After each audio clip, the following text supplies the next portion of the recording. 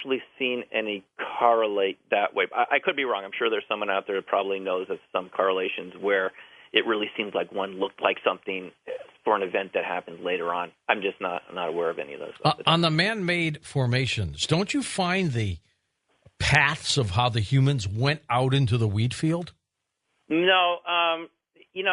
In England, they have tram lines, tractor lines. They call them trams over there. So they walk up them. Yeah, and even so, you can be very careful how you walk into a wheat field, and of course they're aware of this. They're going to kind of walk into it in a way that doesn't leave that track. You're probably saying to yourself, are they trying to trick us and fool us? You know what they'll say to me if I ask them that?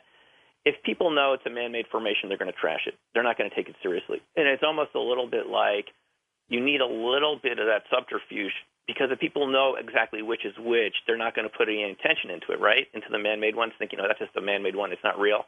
And maybe the intention, like you're suggesting before, maybe it needs some of that to activate the human intention. I mean, a lot of other research has shown that plants, can react to human thought and feelings and so forth. So maybe the plants are reacting to the people either making them or people coming in later on. And if people come in with a negative attitude, that could get reflected. So they're going to do everything they can to not let you know that they were there.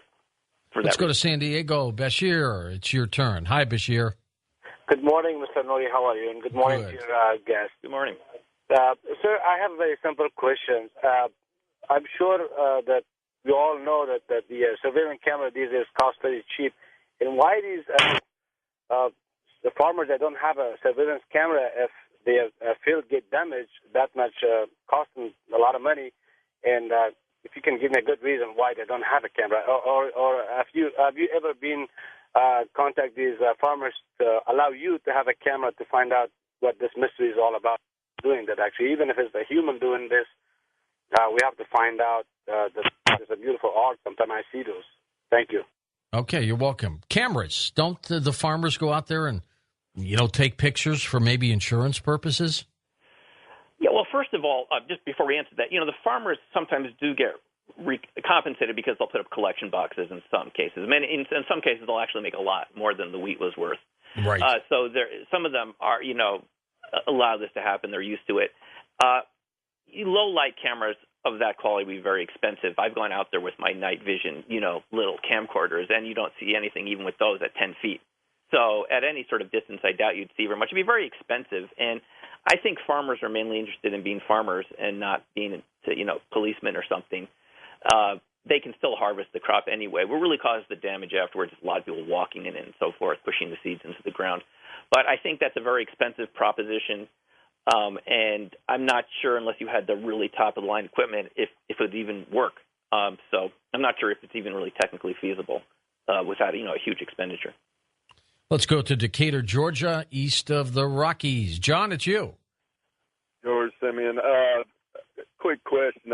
I've listened to Coast for a while. I heard another remote viewer, I won't mention who it was, say that he used remote viewing to explore the question of crop circles, and he said that it was something like time-traveling aliens putting a marker down in a perishable medium as a marker in time for them to use. But I was just wondering, Simeon, if you used remote viewing at all to try to explore this mystery. I don't know what kind of cueing or how you would, what kind of question you would pose to pick up information. Yeah, no, actually, the very first crop circle I remote viewed back, way back in 1996 at the Farsight Institute. That was my first contact with crop circles. I didn't even know what the word meant back then. And I got this picture. I didn't know what that was. And I did get in that session, and I still have the session. I've looked at it from time. Definitely something related to extraterrestrials, patterns, archetypes, symbols, energy, and so forth. Maybe even a little bit of time travel. Of course, it's sometimes very difficult to interpret an RV session like that.